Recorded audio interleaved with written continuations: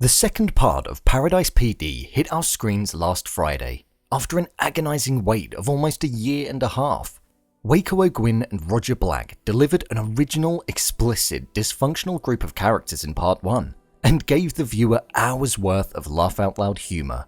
But, will part 2 be as good as the first? Well, let's find out. Before I go ahead, make sure you go over to my Twitter, @BrainPilot_, and tweet me what show or movie you'd like me to review next. So without further ado, I'm BrainPilot, and here is Paradise PD Part 2, Is It Worth Watching? Just to let you know, this video will contain spoilers, so watch with caution. Part 2 picks up at the end of Part 1, after Dusty has been busted for being the Kingpin, when in actual fact it was Fitzgerald. With a show like this, you never know which direction it's going to go in. It takes you places you can't go in any other show, and that's exactly what I thought with the latest 8 episodes. Within Part 2, there were a couple of main story arcs that really stood out: the search for the Kingpin, and Kevin's fight for acceptance for his parents. As well as that, there would be other characters that would feed in and out, and also have their own mini arcs going on.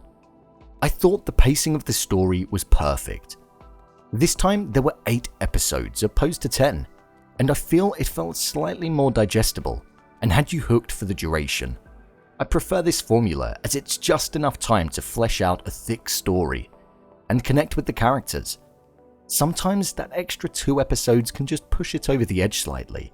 The side stories themselves were absolutely hilarious, such as the episode with the introduction of Agent Clapper and the Chief's yearning for a pair of balls, which then tied into the introduction of the Baldo, something I literally can't get out of my head, especially the scene where Hopson is explaining how to use it. It made a great gag. Other scenes such as Dusty's cannibalistic cat and Bullet, Gina's filthy mind and behaviour towards Dusty, and also the crossover with Bricklebry. They each provide moments of laughter and a style of comedy I've not seen in a long while. Although there were supporting scenes and stories, they all tied into the bigger picture perfectly, which I imagine is quite difficult to do with a handful of characters going off and doing their own thing.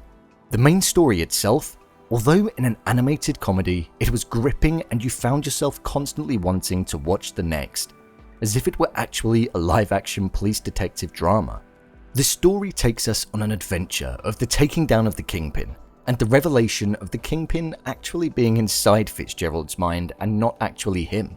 This ultimately leaves the cliffhanger turning Paradise into a giant pizza. This idea is something I thought was brilliant, so random, yet suited the show perfectly.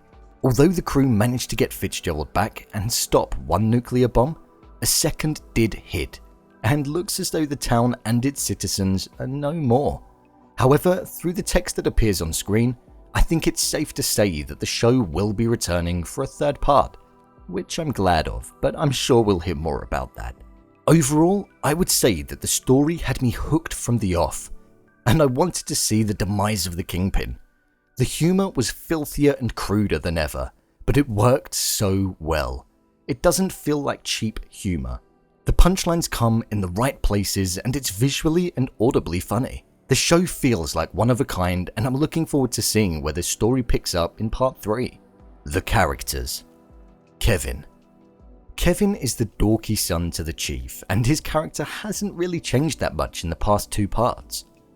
He goes through a turbulent journey with his parents, and you almost think he's going to finally be accepted in the end, but he still isn't. It would be easy to say that the character hasn't grown, but I think that is the character. He's never going to be any better off or worse off than what he's always been.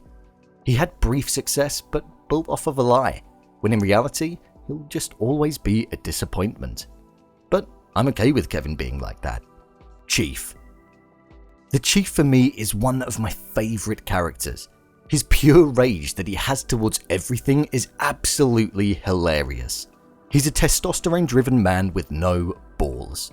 It's the perfect combo. One of my favourite scenes with the Chief was when he was treating Dobby like a son, better than he'd ever treated Kevin. Once again, I don't feel as though this character has developed a lot from the first part. but his story arcs don't really enable an emotional growth. He's a raging man that, quite frankly, shouldn't be a chief, but I love the character. Gina. Gina is the hardest character of them all.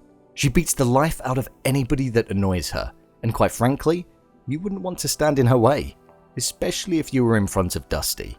Their relationship is something that really does add to her character and has brought a new side to her as part 2 played out. She yearns for Dusty's touch, and maybe one day, she'll get it. Gina is a great inclusion to the set of characters, and although not the funniest, whenever she's on screen, I enjoy watching it. Dusty. Dusty is hilarious. His total naivety and obliviousness to all that is around him is a mentality that kind of looks appealing. He probably ends up the best out of all of the characters a lot of the time, just purely because he seems indestructible. I think his campness and tone of voice by the voice actor allows the character to be perceived really well, and allows him to translate across the screen. He provides a lot of the laugh out loud humour, and I commend that. Hopson. Hopson is an interesting character. I feel as though we saw way more of him in this part compared to the last, and I didn't really mind that.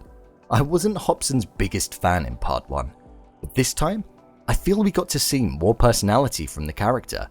If anything, Hopson had me laughing quite a lot when compared to some other characters.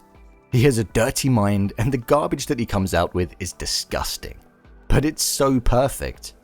You couldn't imagine any of the other characters saying what he does. I'm glad that character developed and we got to see more of him. Bullet. Unlike Hopson, if I'm being honest, I don't think we got enough of Bullet in part 2. I feel as though this character was underplayed slightly and wasn't at the forefront as much as what he was in part 1. Don't get me wrong, he still made me laugh. We saw him doing drugs and having the I don't care attitude that we saw before, but I just didn't find him as valuable to the story. Which is a shame, because I love the character. Fitzgerald. In Season 1, I wasn't really a massive fan of Fitzgerald, but in Part 2, we got to see him own being the Kingpin, and I thought it was executed perfectly.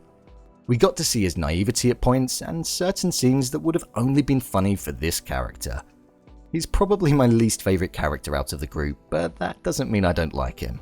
Overall, we have a diverse range of characters that really do complement each other, when you feel as though their personalities should actually clash.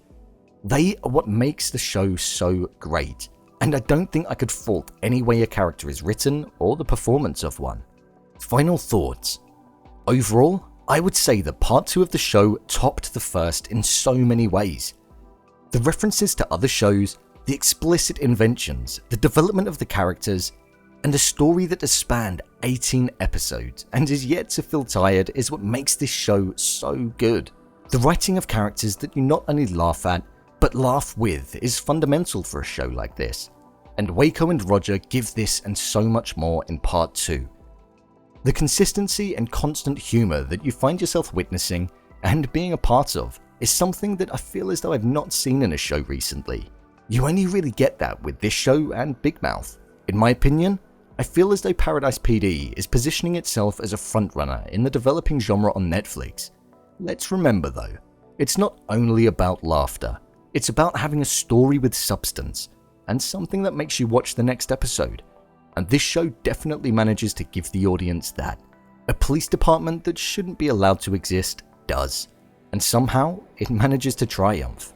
I would 100% recommend watching this show if you're after some innovative comedy that will have you laughing but cringing at the same time. Paradise PD Part 2 is most definitely worth watching. So, there you have it. What I think of Paradise PD Part 2. What did you think of the latest installment? Leave a comment down below, and don't forget to subscribe. I'll see you next time. I'd just like to say thank you to my patrons B-Cypher, Lucy Nathanson, and Fernie. If you want to join these guys in supporting the channel over on Patreon, then that would be greatly appreciated. I've added some new tiers that you can join, which come with exclusive benefits when you do, so take a look and see what you think. As always, I'll see you next time.